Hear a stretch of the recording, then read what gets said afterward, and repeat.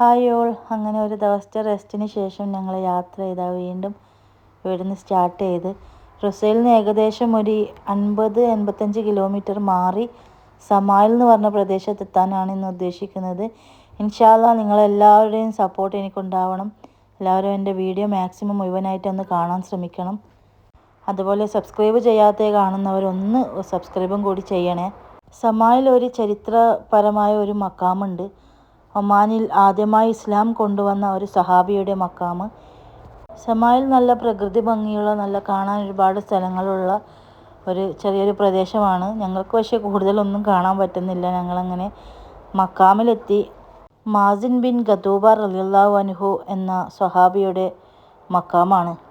ഇസ്ലാം മതം സ്വീകരിക്കുന്നതിന് മുമ്പ് ആ കാലഘട്ടത്തിൽ ഒമാനികൾ ചെയ്തു വന്നത് ബിംബാരാധനയാണെന്നാണ് പറയപ്പെടുന്നത്.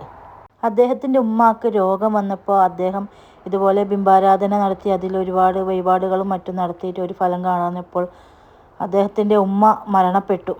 അങ്ങനെ ആ ഒരു ബിംബാരാധന അദ്ദേഹം അവിടെ വെച്ച് അവസാനിപ്പിക്കുകയും അവിടെ നിന്ന് നേരെ തിരിഞ്ഞ് ഇസ്ലാം മതം സ്വീകരിക്കുകയും ചെയ്തു എന്നാണ് പറയപ്പെടുന്നത്.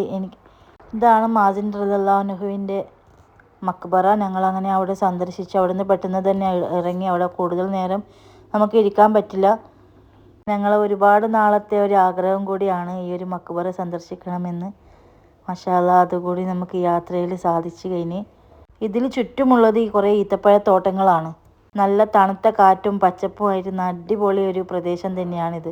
കൂടുതൽ വീഡിയോസൊന്നും എനിക്കിതിൽ പകർത്താൻ പറ്റിയിട്ടില്ല. ഇൻഷാ അല്ലാ എൻ്റെ യാത്രയിൽ അങ്ങോട്ടും നിങ്ങളുടെ എല്ലാവിധ സപ്പോർട്ടും ഉണ്ടാകണം.